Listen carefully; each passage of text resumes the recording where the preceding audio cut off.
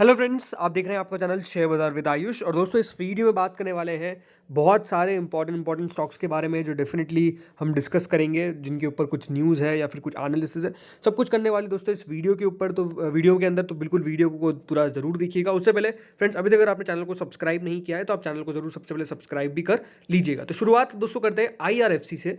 तो आज IRFC के अंदर जो मूव आया वो अपने आप में काफ़ी दमदार था, क्योंकि स्टॉक अब 90 रुपये की भी आपको ऊपर निकलता हुआ देखने को मिला। एंड सबसे बढ़िया बात यह कि 90 प्लस की क्लोजिंग हमने देखी।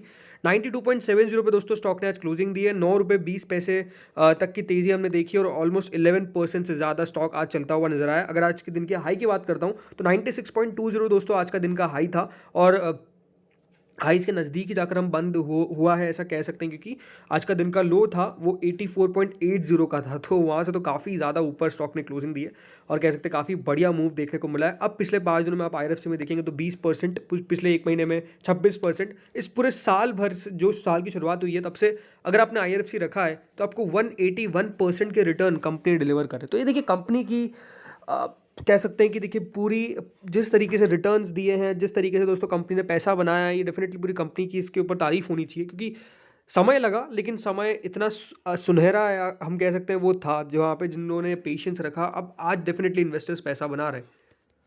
पर ज़रूर दोस्तों, जब भी तेज़ी होती है तो उसके पीछे का कुछ रीज़न होता है। तो रीज़न क्या है? रीज़न दोस्तों सिंपल यही है कि PFC और IRFC ने दोनों ने दोस्तों बॉन्ड्स जारी करे थे और उनको ह्यूज इन्वेस्टर रिस्पॉन्स मिलता हुआ नजर आया। जो इशुएंस थी दोस्तों इन दोनों पब्लिक सेक्टर की, उसको ऑलमोस्ट 14,589 करोड़ की बिड बेसिकली रिसीव हुई है against the total notified amount of 6,500 crore. तो याद रखिएगा, जो तेज़ी के पीछे का कारण है वो यही है कि इनके बॉन्ड्स को लेकर काफ़ी ह्यूज डिमांड देखने को मिली, जो आई थिंक एक सबसे बड़ा कारण है। आज दोनों स्टॉक्स ने बढ़िया किया, PFC और IRFC दोनों के अंदर, और दोनों के अंदर आपने एक बहुत तगड़ा मूव देखा। मैं तो ये कहूँगा कि देखिए, अगर आपके पास है ये स्टॉक पोर्टफोलियो के अंदर, अगेन कोई रिकमेंडेशन नहीं है, लेकिन अगर आपके पास ऑलरेडी है तो मैं तो ये कहूँगा कि अपने पोर्टफोलियो का हिस्सा बना के रखिए। ये वंडर कर सकता है, मुझे ऐसा लगता है।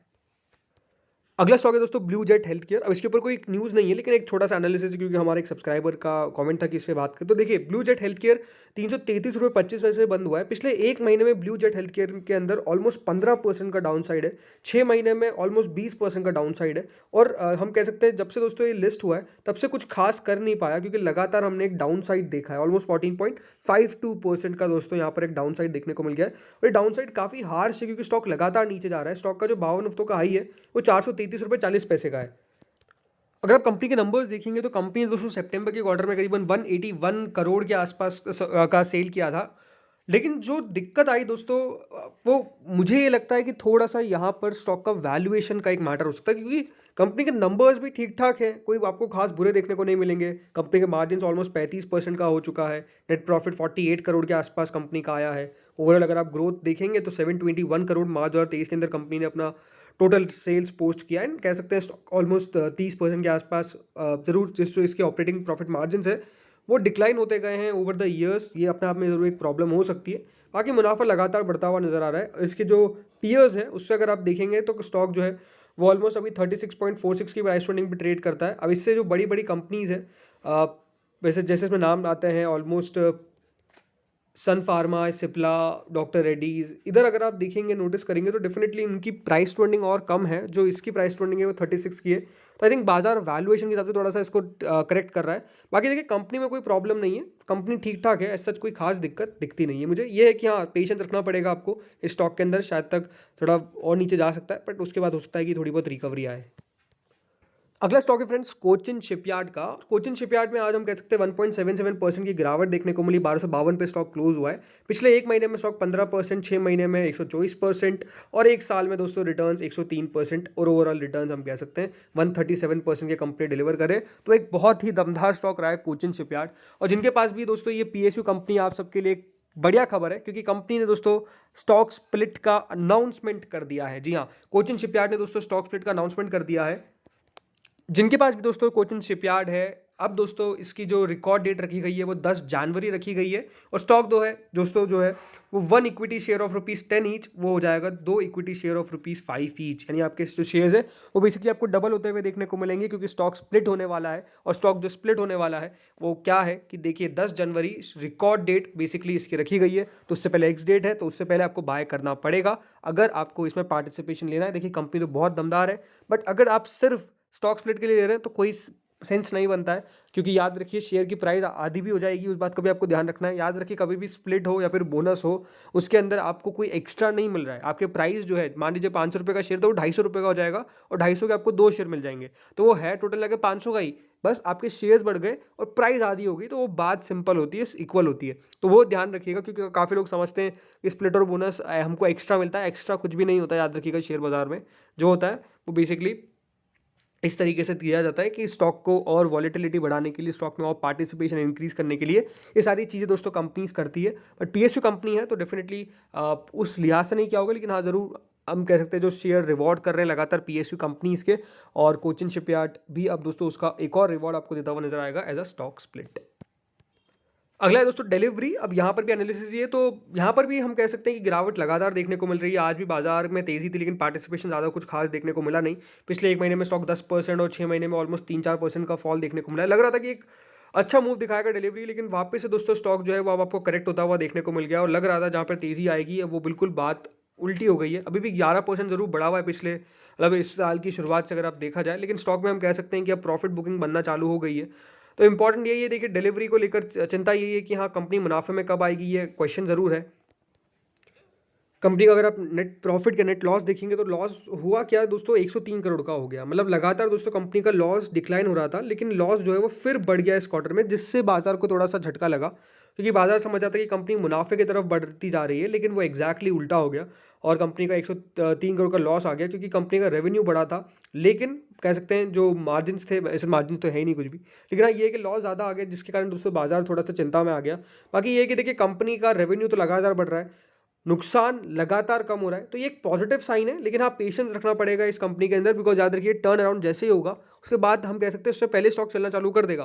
लेकिन क्योंकि देखिए बाजार को डायरेक्शन पता नहीं है, क्योंकि बाजार अभी भी अंदाजा लगा के चल रहा है कि ये मुनाफे में कब आएगी, इसलिए मेरे हिसाब से अभी बाजार इसको करेक्ट कर रहा है। आई थिंक अभी एक क्वार्टर का नंबर वेट करना चाहिए, उसमें क्या होता है फिर यहाँ पर कोई पोजिशन बनानी चाहिए।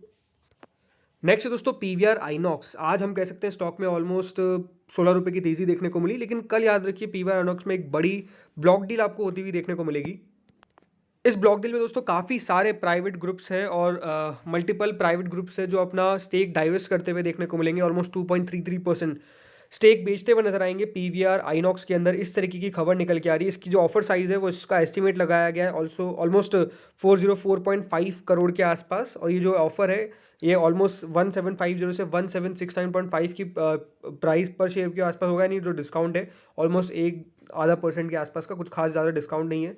लेकिन हाँ कल इसके अंदर एक ब्लॉक डील होने वाली है 404 करोड़ की, तो देखते हैं कि कल इसमें स्टॉक में किस तरीके का रिएक्शन देखने को मिलता है। देखिए कभी भी कोई प्राइवेट इक्विटी बेचती है स्टेक, तो मतलब इतना कोई खास दिक्कत नहीं पड़ता है, असर नहीं पड़ता है। उसके सामने कौन बायर है, हाँ वो इंटरेस्टिंग बात जरूर होती है कि कौन सामने बायर है, कौन खरीद रहा है इसके अंदर। But again PVR INOX almost एक मोनोपोलर टाइप है, तो मेरे को कोई प्रॉब्लम दिखती नहीं है।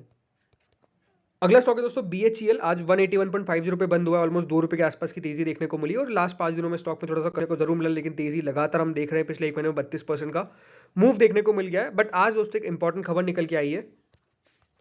तो दोस्तों आज बीएचईएल ने एमओयू साइन किया है, और ये एमओयू साइन किया है सेंट्रल मैन्युफैक्चरिंग टेक्नोलॉजी इंस्टीट्यूट के साथ, एक autonomous institution under the administrative control of ministry of heavy industries, government of India.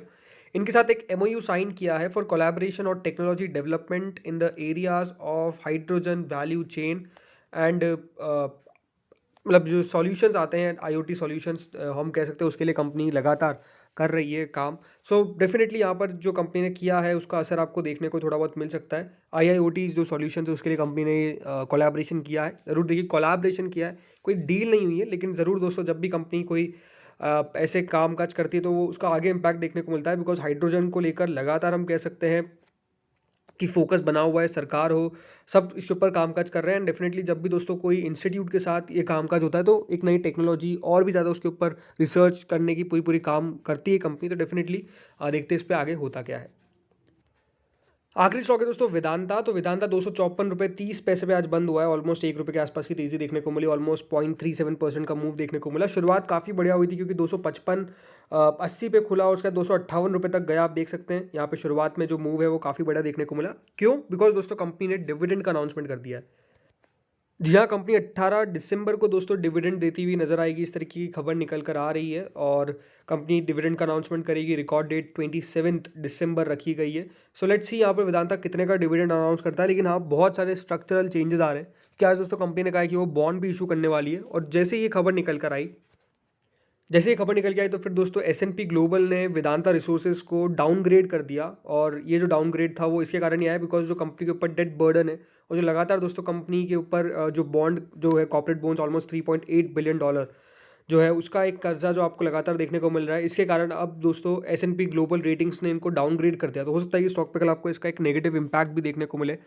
और लग रहा है कि देखिए मेटल स्टॉक्स अब वापस से थोड़े बहुत शाइन कर सकते हैं, क्योंकि जिस तरीके से दोस्तों फेड की तरफ से अब एक बयान निकल के आपको पता ही है कि हो सकता है थर्ड क्वार्टर के अंदर जो अब इंटरेस्ट रेट है वो कट किए जाए अमेरिका के अंदर, तो इसके कारण होगा कुछ नहीं, मेटल स्टॉक्स में तेज़ी देखने को मिल सकती है। लेकिन ज़रूर वेदांता की अपनी कुछ प्रॉब्लम्स है ज़्यादा जो बड़ी है, जिसके कारण मुझे लगता है कि आज जहाँ मेटल स्टॉक्स काफ़ी बढ़िया कर रहे थे, पार्टिसिपेशन आपको वेदांता की तरफ से नहीं देखने को मिला। तो बिल्कुल इसके ऊपर नज़र रखिएगा। और ज़्यादा मैं, अगर आप मुझसे पूछेंगे तो मैं तो पहले भी कह रहा हूँ कि थोड़ा सा इससे दूर रहिए, बिकॉज जब तक देखिए प्रॉब्लम कंपनी की सुलट नहीं जाती तब तक कोई मतलब नहीं है। इसके अलावा आपके पास बहुत सारे ऑप्शन है, उनको मेरे हिसाब से ट्राई करना चाहिए। तो इस वीडियो में दोस्तों इतना ही था। होपफुली आपको वीडियो बढ़िया लगा होगा। Thank you friends for watching this video.